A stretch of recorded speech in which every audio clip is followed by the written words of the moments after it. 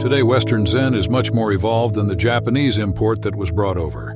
The overwhelming majority of Zen teachers in the West were born and raised in the West, blending in the Western traditions, styles, and current trends in today's modern Western Zen. Just as an American Christian would find European Christianity nearly unrecognizable, the same goes with the modern Western Zen student, who would find Japanese Zen not only unrecognizable, but intolerable due to the heavy militaristic and ultra-conservative style.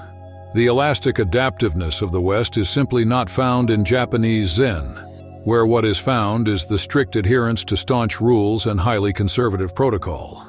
The elastic aspect of Western Zen has led to some valid criticisms, in that much that is presented in the Zen teachings is not Zen, and more in the realms of psychological outpatient counseling.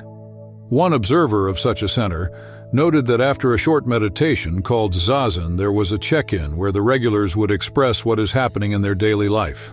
The same observer noted that the group leader, the Zen teacher, would discuss self-help techniques and coping mechanisms. This aspect of Western Zen, to combine serene meditation with behavioral counseling, is popular in that many Zen center leaders are licensed professional counselors who work with the members. This gives a safe space aspect for those who are vulnerable, who are seeking some sort of guidance, in where they may find themselves alien or outside of mainstream avenues. In this, Zen becomes name only, if only to offer a space for those who otherwise may have no other alternative. The use of what is known as Zazen, a serene, reflective type of meditation, is a major part of Western modern Zen. This technique is claimed to be traditional by the lineages and those teaching this meditation.